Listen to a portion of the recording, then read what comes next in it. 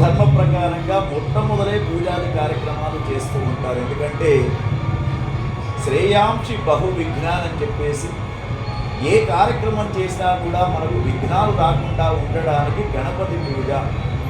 ఆ గణపతి పూజ చేయకుండా ఏది చేసినా కూడా మనకు అది సఫలీకృతం కాదు. కాబట్టి అటువంటి గణపతి పూజ నవరాత్రి ఉత్సవాలు చేసిన తర్వాత మీరు అడిగినటువంటి ప్రశ్న ఏమిటంటే, మరి ఉత్సవాలలో అనేక రకాలుగా చేస్తూ ఉన్నారు.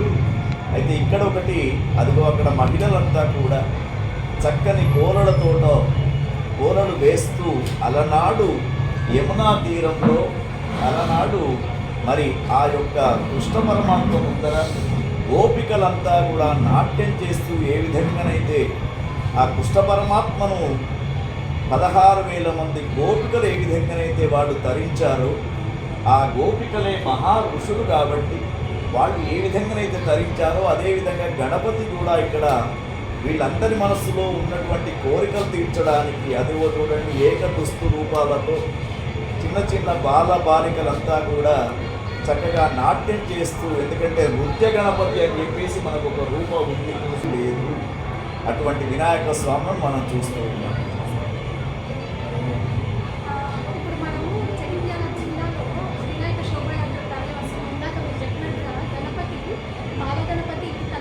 తండ్రి చేతిలో ఆడుతున్నాడు అనుకోవచ్చు.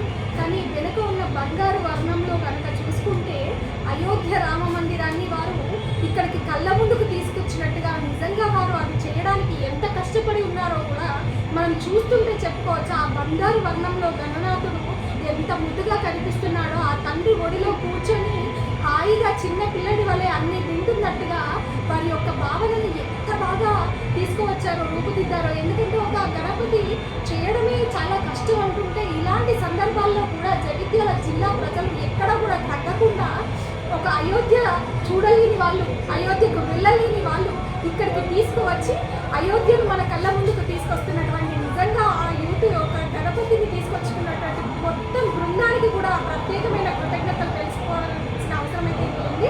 వారు అంతేకాకుండా చిన్నపిల్లలు కూడా ఎంత ఆనందోత్సాహాలతో కేరింతల మధ్య ఆ గణనాథుని సాగనంపుతున్నారో మన కళ్ళ ముందు చూసుకోవచ్చు. మీరు చూసుకున్నట్టయితే మహిళలు ప్రతి దాంట్లో ముందుండాలి, ఇదివరకు బయటికి వచ్చే వాళ్ళే కాదు.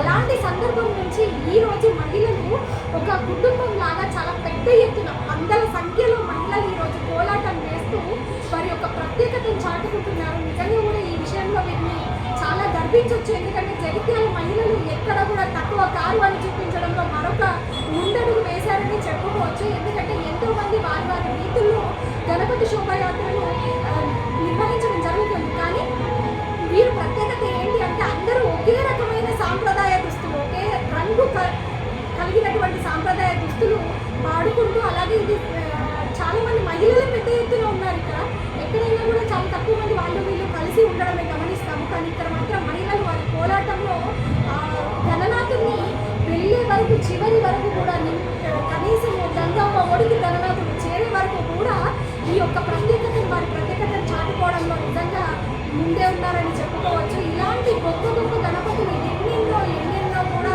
జగిత్యాల జిల్లా ప్రజలు చూస్తూనే ఉన్నారు. వారి జేసీటీ కేబుల్ వారి పక్షాన నిజంగా కూడా ఒక గొప్ప కార్యక్రమం అనేది ముందు ఉంది. ఎందుకంటే జగిత్యాల సిటీ కేబుల్ అనేది ఒక ఇక్కడే కూర్చున్న జగిత్యాల జిల్లా వాళ్ళకే కాదు, దేశ విదేశాల్లో ప్రతి ఒక్కరూ కూడా కళ్ళ పండుగగా కళ్ళ ముందుగా ఉండేటట్టుగా గణపతిని తీసుకువస్తున్న ఒక గొప్ప కార్యక్రమాన్ని చేపట్టారు. ఎంతోమంది మహిళలు వారు ఆనందోత్సాహం నిజంగా కూడా వర్ణనాతీతం, అంత ఆనందాల మధ్య గణపతిని సాగనంపుతున్నారు. అయితే ఈ ప్రత్యేకతలు, దుస్తులు ప్రత్యేకతలు చూసుకుంటూ పోతుంటే సాంప్రదాయానికి ప్రతీకగా వాళ్ళు చాలా మంచి పద్ధతిని పాటిస్తున్నారు. ఈ అయోధ్య రామ గణపతిని సాగనంపుతున్నారు. అయితే